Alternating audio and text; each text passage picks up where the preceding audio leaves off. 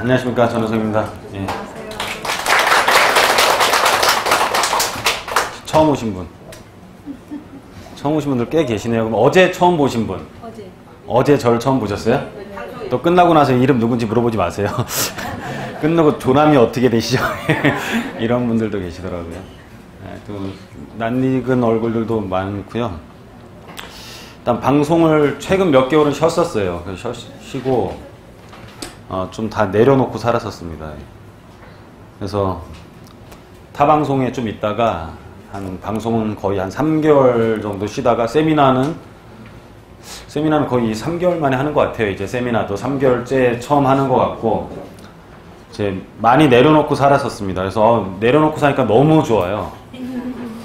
내려놓고 살아갖고 이게 너무 좋아가지고, 이 부동산 강의를 할까, 이 내려놓고 사는 거에 대한 이 복음 전파를 할까. 내려놓고 사니까 너무 좋은 거예요. 그래갖고 우리 고객들한테 도대체 내려놓는 방법을 가르쳐 드릴까라고 많은 고민을 했는데, 다시 부동산 세미나를 하게 된 거는 우리 고객들은 내려놓을 게 없더라고요. 보니까 올려 들었어야 내려놓을 게 있지. 그래서 별로 내려놓을 게 없는 분들이 많은 것 같아가지고 다시 한번 이제 부동산 세미나를 하기로 이제 결정을 했는데, 많이 이제 세미나는 없을 거예요. 세미나 많이 없을 거고, 지금 하는 것도 녹화가 되고 있지만은 부분적으로 제가 하고 싶은 말만 해가지고 좀 짧게 하는 세미나로, 이렇게 세미나를 하게 되면 최소한 1시간 반 정도는 하게 되면은 여러 가지 준비를 해야 되는 거가 있고, 또 모든 사람들한테 이렇게 좀 도움이 되려고 하면서 억지적인 말도 할 수 있는 건데, 모든 이제 제가 하고 싶은 그때 말들을 유튜브에 다 올릴 거예요. 다음부터 여러분들은 세미나에 안 오셔도 이제 내용들은 유튜브에서 다 확인을 할 수 있고요. 유튜브 같은 경우에는 지금 여기 나온 대로 전은성 치거나 부동산 투자 쉽게 하기 치면은 저희 유튜브 사이트로 이렇게 들어와요.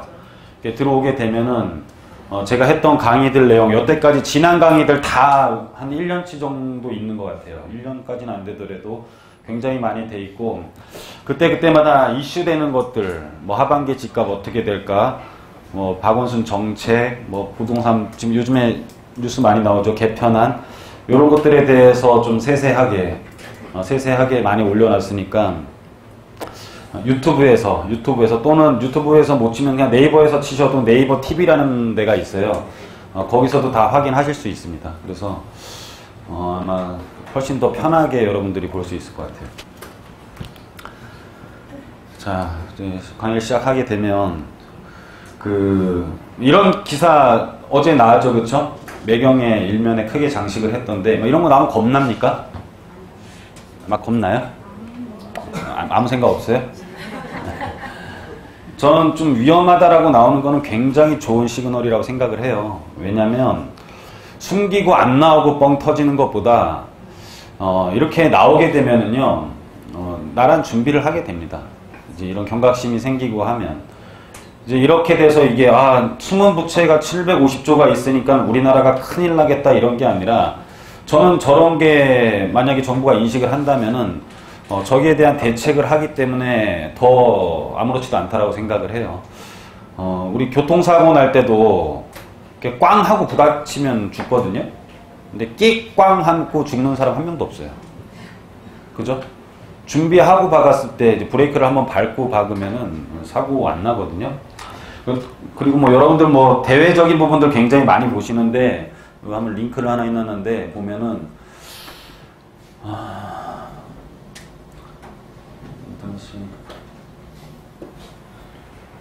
인터넷 연결이 좀 문제가 있는 것 같습니다. 잠시만요.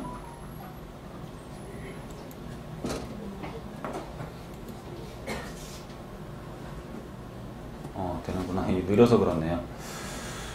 이렇게 한국은행 이렇게 들어가 보시면 금융안정보고서 이런 것들이 있어요. 그래서 금융안정서 보고서 한번 여러분들 다운해 보시고, 그러면은 우리나라가 대외적인 부분이랑 대내적인 부분들 같은 리스크 관리 굉장히 잘하고 있다는 걸 볼 수가 있습니다. 자, 정책들이 많이 나오는데, 우리나라 대부분 경제인구 구조가 상위 20%가 있고 확실히 불안정한 사람들도 있죠, 그렇죠? 확실히 불안정한 사람들도 있고 대부분 세미나 오시는 분들은 아마 이 안에 있는 분들이 굉장히 많으세요. 왠지 불안할 것 같은 사람. 예? 본인이 잘 될 것 같지 않고 왠지 불안할 것 같고 집이 갖고 있는데도 왠지 불안해 그냥.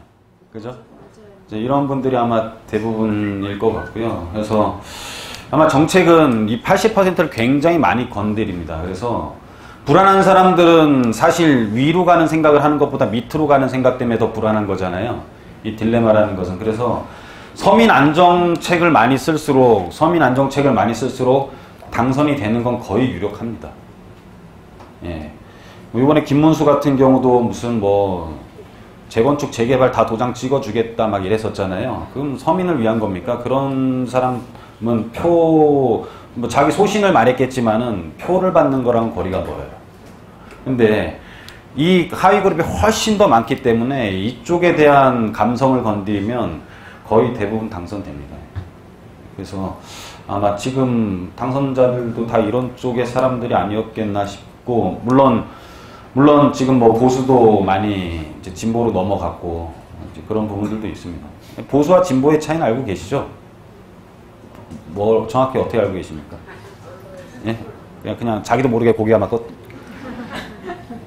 어떤 게 보수죠? 경제 쪽으로 보면 지키는 자. 어? 지키는 자. 보수 지킨다 그런 뜻이 아니에요. 보수 보수 막 이렇게 꽉 막혔다 이런 뜻이 아니에요. 그렇게들 많이 알고 계신데 보수 지킨다 약간의 그런 의미로 그죠? 자기 남편이 보수적이다 그거 아니거든요. 이제 보수와 진보의 차이는 누구의 편을 드느냐예요. 누구 쪽의 편을 더 드느냐. 그러니까는 닭이 먼저냐 달걀이 먼저냐에서 이런 거죠. 기업이 잘 돼야지만이 고용인을 많이 창출을 해서 다 먹고 잘 산다. 이건 보수예요. 그래서 보수는 그럼 법인세를 낮춰요, 높여요? 낮춰요. 그래서 법인세를 낮추면 세원을 다른 데서 걷어들여야 되죠. 그러면은 뭐를 올리냐면은 이런 간접세 같은 걸 올려요. 담배세 같은 거를 막 올려요. 이렇게 담배세 막 올리면 서민들이 담배 필 때 그쵸? 잘 버는 사람이랑 못 버는 사람이랑 똑같이 담배 한 갑 펴도 세금을 내는 비중은 못 사는 사람이 더 많은 거죠. 그쵸? 그래서 보수는 잘 사는 사람들의 편을 드는 거, 기업의 편을 드는 것을 보수라 그래요. 근데 진보의 생각은 다른 생각이에요. 진보는 야 최저임금 다 상향시켜. 지금 똑같죠? 지금 진보죠? 최저임금 다 올려. 그래야지만이 얘네가 소비를 늘려서 니네 기업이 잘 되는 거야. 이게 진보의 생각이에요. 그래서 누구의 편을 드느냐. 지킨다, 뭐 우리 남편이 꽉 막혔다 이게 보수가 아니고 진보의 보수의 그 경제적인 측면에서는 그런 거예요. 그래서 지금은 어때요? 그래서 지금은 있는 사람들의 세금을 많이 걷으려고 하는 보유세 지금 인상 정책을 쓰고 있죠. 양도세 같은 경우는 지금 다 막아놨으니까는 당연히 안 거치니까는 건들 수 있는 거는 있는 사람들에 대한 보유세를 걷는 것밖에 없겠죠. 근데 아마 여기 온 40%의 딜레마에 있는 분들은 요번에 종합부동산세 인상에 대해서 크게 타격은 없을 것 같아요. 뭐 요즘에 시뮬레이션 한 것들 많이 나오죠? 한 몇십만 원 올라가는 것 같아요. 제가 보기에는. 그러니까는 집값이 지금 현재 한 17, 8억 미만인 분들. 현재 거래되는 시세가, 그러니까는 영동 아파트, 한 도봉 렉슬 정도까지는 크게 문제는 없을 것 같아요. 제가 보기에는. 영동 아파트나, 아니면은 강남구청 힐스테이트까지 30평대까지는 한 100만 원 정도 인상되면 많이 되는 것 같아요. 그래서 18억. 딱 8억 정도 같은데. 그래서 마포의 30평대 같은 경우는 거의 차이 없다고 보시면 돼요. 마용성의 30%는 크게 걱정 안 하셔도 될 것 같아요. 그래서 아마 해당이 없는 사항이라고 보셔도 될 것 같습니다. 그리고 새로운 제도가 나오면은 이게 굉장히 심리적인 타격이 크거든요. 근데 있는 거를 조금 상승시키면은 금방 까먹어요, 대부분들. 우리 갑자기 종부세라는 게 새로 나오면은 무서운 거고, 이런 거지만은 재건축이 환수율이 갑자기 3년 동안 유예됐다 다시 나오고 하니까는 이제 이런 거는 심리적으로 굉장히 크게 다가오는데 기존에 있던 세금이 세율이 조금 올라가는 것들은 별로 여러분들 타격이 뭐 없어요. 소득세율도 2016년보다 지금 18년도 뭐 다 2%, 5% 올렸는데 여러분들 잘 모르시잖아요. 그쵸? 그런 거랑 똑같습니다. 그래서 서울시 정책으로는 갭 투자. 갭 투자라는 말은 이제 거의 없어지는 것 같아요. 갭 투자. 이제는 투자의 방향을 어떻게 설정하느냐가 훨씬 더 중요한 것 같습니다. 그래서 일단은 재개발, 재건축, 재자 붙은 사업의 갭은 최하 지금 4억 정도 나요. 서울시 같은 경우. 쓸만한 데들은. 수색증산 뉴타운, 지금 여기 수색역, 수색증산 뉴타운이거든요. 잘 안 보이시죠? 좀 크게 확대를 했는데, 크게 확대하면 수색 9구역이에요. 권리가액 1억 3천짜리가 프리미엄이 3억 5천이에요. 그러면 살려면 얼마 있어야 돼요? 4억 8천 있어야 돼요. 그러니까 무조건 프리미엄은 별도로 주는 금액이죠. 그러니까 최소한 프리미엄 이상의 갭이 들어가는 거죠. 그쵸? 그죠? 그러면은 우리가 쳐다보지도 않던 은평구 수색, 옛날에 저기는 폐지 이런, 그쵸? 그런 것들 되게 많은 데잖아요. 보물상들 많고. 이런 데가 지금 조합원들에 대한, 철거하기 전에 조합원들에 대한 프리미엄만 3억에 훨씬 더 넘어가고 있습니다. 투자 금액만 못해도 4억, 5억 있어야 돼요. 그렇죠? 그래서 갭 투자하기가 굉장히 어려운 상황이에요. 아파트가 완성돼가고 있는 것들의 갭은 훨씬 더 커져 있습니다. 지금 아크로리버, 흑석동 아크로리버가 조합원 분양가가 7억대였거든요. 7억대? 지금 얼마의 매물이 나오냐면 한강 보이는 것들은 거의 한 18억에서 19억에 나와요. 네, 그래서 조합원 거를 보면 아크로 리버하임을 보면 매매가가 18억 9천 정도에 나옵니다. 네, 좀 제가 상상한 것보다 또 훨씬 더, 저는 입주할 때 15억 원 가지 않겠냐라고 말을 했었는데 지금 뭐 그거보다도 더 훨씬 더 형성이 되고 있습니다. 내려봤자 얼마나 내릴까요? 네? 내려봤자 많이 내리겠어요? 한 2, 3년 전보다 서울시의 집값은 한 단계 업그레이드 된 느낌입니다. 그냥 거기서 수준 자체가 좀 올라갔다, 옛날보다 그냥 한 번 더. 그리고 고점을 2007년도에 거품을 굉장히 많이 논하는데 2007년도 고점을 뚫는데 굉장히 오래 걸렸잖아요. 그렇죠? 2007년도에 고점이 오고 이제 2008년도에 이제 거의 저점이 오죠. 2008년도부터 시작해서 2011년도에 거의 저점이 와요. 세계 리먼 브라더스 사태가 터지면서. 그래서 2007년도에 거품론이 굉장히 많았었는데 2007년도에 억대 연봉자, 지금 억대 연봉자가 뭐 너무 흔하지만 그때 억대 연봉자들 수준이 7배가 지금 더 늘어있는 상태예요. 그러면은 집값은 당연히 보통 사람들에 대해서 돈이 그만큼 더 흔해졌는데 수준이 올라가는데 집이 그 수준을 유지하고 있다는 자체가 좀 잘못된 생각이기도 해요. 그래서 뭐 약간의 거품은 있는 것 같아요. 재건축 같은 경우는 특히나 조금 있는 것 같긴 한데 나머지 일반적인 집값들은 사실 다 거래되고 있습니다. 네, 다들 거래되고 있고요.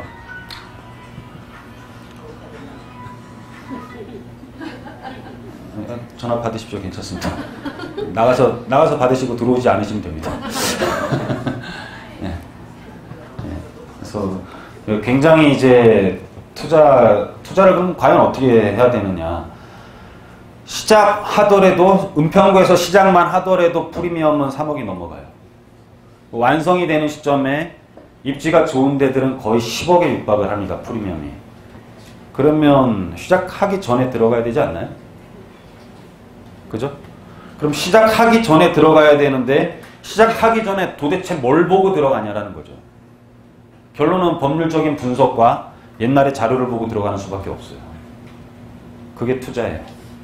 그냥 뭐 될 것 같더라, 여기는 저기랑 전세가 1,000만원, 전세 끼고 1,000만원 투자 뭐 이런 게 아니라 결론은 저렇게 3억이고 10억이고 벌기 위해서는 정책이랑 법률을 분석하고 어느 정도 확정된 지역에 들어가는 수밖에 없습니다. 돈을 벌기 위해서. 그래서 아파트 같은 경우는 시간이 지나면 된다라는 믿음들을 갖고 계시잖아요. 왜 아파트는 시간이 지나면 돼요? 아파트는 시간 지날 동안 지네끼리 아무것도 못하니까. 땅이 공유니까 개별적으로 그 아파트 내에서 아무 행위를 못하잖아요. 그러면 그 아파트 단지는 시간이 지날수록 노후가 진행되는 거잖아요. 근데 일반적인 지역에서 그런 걸 찾는 거는 쉽지가 않죠. 그런 아파트들이 이미 지금 갭 투자하기 위해는 벗어나 있잖아요. 그러면은 시간이 지나면은 자연적으로 노후될 수 있는 곳을 미리 찾는 수밖에 없다라는 뜻이에요. 근데 그런 곳에 있어서 도로가 굉장히 좋거나 신축이 계속 일어날 수 있는 곳들은 노후도라든지 이런 것들이 충족이 안 되면은 개발이랑 거리가 멀어질 거 아니에요. 개발이랑 거리가 멀어지면 저는 프리미엄은 생기지가 않겠죠. 그러면 우리는 그걸 찾는 게 일단 숙제예요. 무조건. 찾았을까 못 찾았을까요? 찾았습니다. 네, 그런 걸 법률적으로 다 분석을 할 겁니다. 자, 이거 오늘 나온 건데, 오늘 나온 거라, 이게 오늘 뉴스예요. 그쵸? 오늘 나왔더라고요, 뉴스. 그래서 캡처를 해가지고,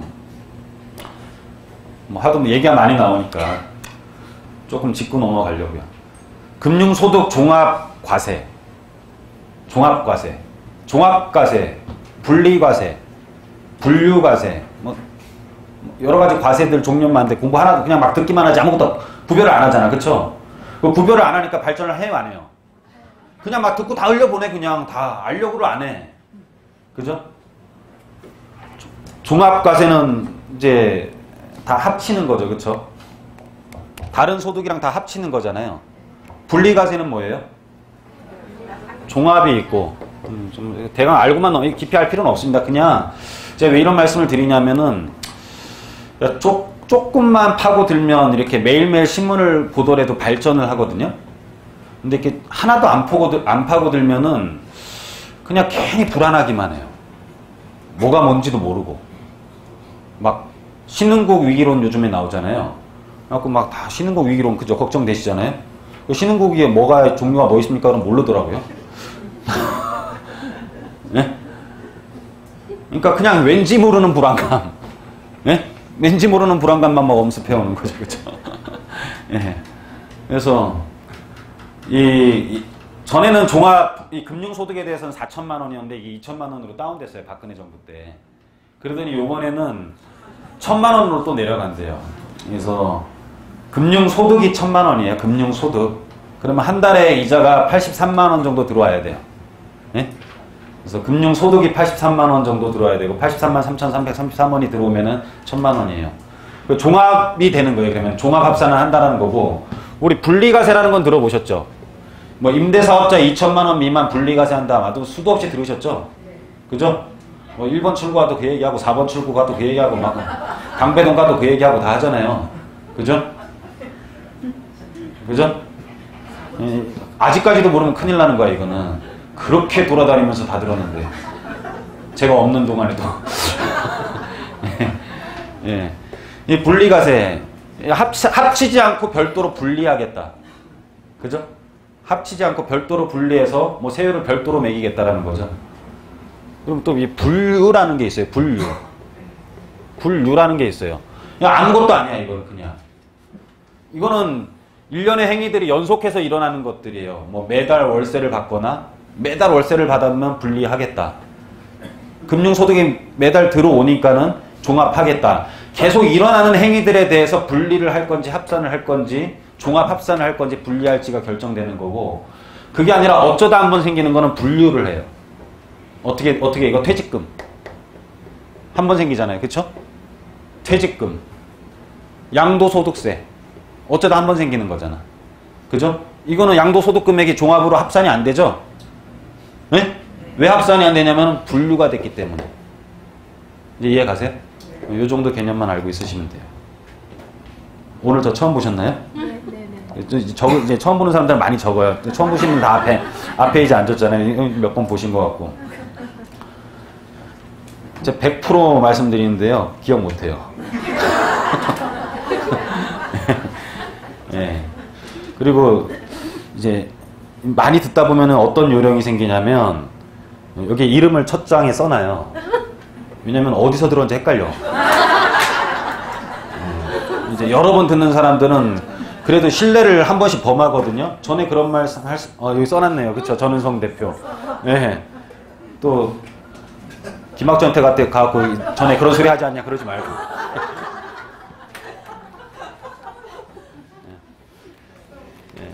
그래서 이 정도 내용들은 알고 보시면 될 것 같고요. 종합부동산세 공정시장가액은 뭐고 세율은 뭐고 여기에 대해서도 한번 빠르게 한번 살펴볼 거고, 자, 임대소득세, 소형주택 전세보증금 과세특례 축소 여기에 대해서는 내용이 좀 잘 안 나왔는데 아마 그거 같아요. 예, 이제 그 임대소득 소득세에서 제가 법을 찾는데 민간임대 특별법도 찾아보고 뭐 했는데 찾기가 힘들더라고요. 여하튼간에 나타내는 건 뭐냐면 중공공임대라든지 했을 때 전용 60제곱미터 미만 기준시가 지방은 3억 서울은 6억 미만들은 전세보증금에 대해서 환산보증금에 해당을 안 시켜요. 그냥 과표에서 제외를 시켜요. 그거를 이제 좀 축소하겠다라는 것 같아요. 그냥 과세특례라는 게 그거거든요. 임대보증금을 아예 환산보증금에도 안 넣어. 헷갈려요? 자, 환산보증금이라는 건 뭐냐면 그러니까 내가 보증금을 활용을 했다라고 생각을 하는 거지. 너는 월세를 받으면 소득이 생겼다라고 보는 거잖아요. 전세를 받으면은 네가 전세금을 활용했다라고 보는 거예요. 환산보증금에 대한 소득은. 네? 그래서 전세보증금으로 활용을 했다라고 보는 건데 아마 여러분들은 대부분 해당이 안 될 것 같아요. 전세보증금을 활용해서 수익이 발생해갖고 세금을 내려면 한 전세금액이 지금 한 20억 정도 돼야 돼요. 네. 전세금 받은 게. 설명 더 할까요? 하지 말까요? 네, 더 할까요? 안 하셔도 될 거, 안 해도 될 것 같은데. 일단, 어떻게 되냐면은, 우리가 이제, 뭐, 임대소득세도 처음에 공제, 뭐, 양도소득세도 기본공제 이런 게 있잖아요. 환산보증금에도 기본공제라는 게 있어요. 기본공제는 3억을 빼요. 만약에 내가 보증금이 20억을 받았다. 그러니까 총합이 20억을 받았는데, 3억을 빼. 그러면 17억이 남죠? 근데 17억을 모든 것을 활용했다라고 나라에서는 안 봐요. 뭐, 모든 걸 활용할 사람도 없는 거고, 사실은. 그쵸? 뭐, 누가 나가면 내주기도 해야 될 것이고, 뭐든 다 할 수 없잖아요. 나라에서는 이거를 얼마를 활용했다라고 보냐면 60%를 활용했다라고 봐요. 예? 60%를 활용했다라고 보면은 6일은 6, 6, 7이 40이 하면 한 10억 정도 되잖아요. 10억을 얼마로 활용을 했냐라고 보면은 지금이 아마 이건 매년 활용에 대한 퍼센트는 매년 바뀌어요. 이게 지금은 1.6% 아마 정도 될 거예요. 그럼 1.6%면 연 1,600만 원 정도잖아요. 1,600만 원이면은 뭐 빼고 하면은 또 여기서 경비 빼고 뭐 하고 하면은 거의 세금을 안 내요. 근데 이제 굉장히 적은 주택을 갭으로 많이 사는 사람들도 있어요. 그래갖고 막 뭐 전세 금액은 받은 게 뭐 한 거의 뭐 50억, 100억도 되는데 자기 돈 얼마 안 들어간 사람들 꽤 있거든요. 그런 거에 대해서 아마 소형주택 전세보증금 과세 특례, 아예 전용 60제곱미터면 환산보증금으로도 아예 치지를 않아요. 그냥 이 돈은 그냥 아예 뭐 소득세를 매길 생각을 안 한단 말이에요. 거기에 대해서 축소하겠다라는 내용인 것 같아요. 예, 아마 그걸 겁니다. 근데 여러분들은 뭐 3번은 특별하게 해당이 안 되는 거고 다 해당 안 되시죠? 다 해당됩니까? 1, 2, 3번, 1, 2번 조금 말씀드릴게요. 그래서 우리가 이제 종합소득을 하는 내용들이 뭐가 있냐면 이거는 뭐 나온 거니까는 빨리 알아볼게요. 이제 이자소득, 배당소득, 사업소득, 근로소득, 연금, 기타소득을 다 합해서 종합소득을 합산을 해요. 네? 이 중에서 임대소득 중에서는 우리가 법률적으로 2천만 원 미만 같은 경우는 지금 분리를 하겠다라는 거고 2천만 원이 넘어가면 어떻게 돼요? 종합합산을 해요. 종합합산. 그래서 세율은 1,200만 원부터 나오는데 쭉 해가지고 1,200만 원 미만은 6%, 좀 5억까지는 42% 해가지고 누진공제 이런 게 있어요. 누진공제는 뭐냐면은 만약에 5억을 초과해서 벌었다고 하면은 전체 금액에 만약에 6억을 벌었다. 6억에 42%를 곱한 다음에 3,540만 원을 빼면 되는 거예요. 그게 세금이에요. 무슨 말인지 이해가십니까?